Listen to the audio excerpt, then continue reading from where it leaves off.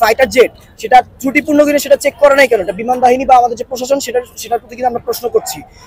But এটা তো কেউ দেখে না নিজ চোখে যে সে লাস্ট পর্যন্ত ট্রাই করছে কিনা। মানে সে তার সর্বোচ্চ চেষ্টা করছে, আরেকজন বের হয়ে গেছে। হ্যাঁ,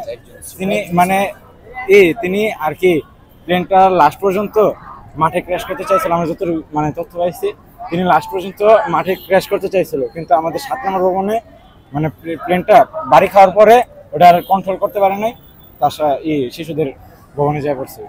F7 বিমান পৃথিবীর বিভিন্ন জায়গায় বা বেশিরভাগ জায়গায় পরিত্যক্ত ঘোষণা করা হয়েছে। সেখানে এই উড়ন্ত কফিনকে দিয়ে কিভাবে আমাদের দেশে এখনো পর্যন্ত এটা দিয়ে প্রশিক্ষণ চালানো হয় এবং প্রশিক্ষণ দেওয়ার জন্য এরকম একটা রাজধানী জনবহুলপূর্ণ একটা রাজধানীর উপর দিয়ে কিভাবে একটি প্রশিক্ষণ বিমান দিয়ে ট্রেনিং দেওয়া হয়, এটার কোনো যৌক্তিকতা আমরা দেখছি না। আর তাছাড়া যেখানে এই বিমানটি ত্রুটিপূর্ণ, তারা এটা ফ্লাই করার আগে কেন সেটি চেক করলো না, বা কেন এটি ত্রুটি ধরা পড়লো না, বা কেন এটা রিপেয়ার করা হইলো না? একটা মানে ফ্লাই করার আগে, সোলো ফ্লাই করার আগে, তার ট্রেনিং এর শেষ ধাপে সে যখন একটা ফ্লাই করবে একটা ফাইটার জেট, সেটা ত্রুটিপূর্ণ কিনা সেটা চেক করে নাই কেন? এটা বিমান বাহিনী বা আমাদের যে প্রশাসন সেটার প্রতি কিন্তু আমরা প্রশ্ন করছি।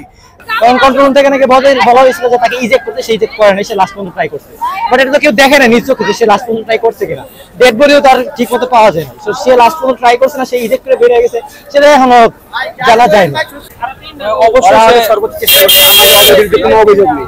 আমাদের অভিযোগ সেনাবাহিনীর বিরুদ্ধে, সেনাবাহিনীর ওরা অনেক ক্ষতিগ্রস্ত ছিল। আমাদের একটাই অভিযোগ যে আমাদের এতগুলো বাচ্চা যে মারা গেছে, এই লাশগুলো একটা শুধু তালিকা করুক, এই তালিকা বাবা মারা দেখবে, অ্যাটলিস্ট বাবা মারা যাতে 42 লাশ যাতে দাফন না দিতে হয়, একটা সবকিছু সুস্থ হবে দাফন হোক, আমাদের আর কিচ্ছু চাই না।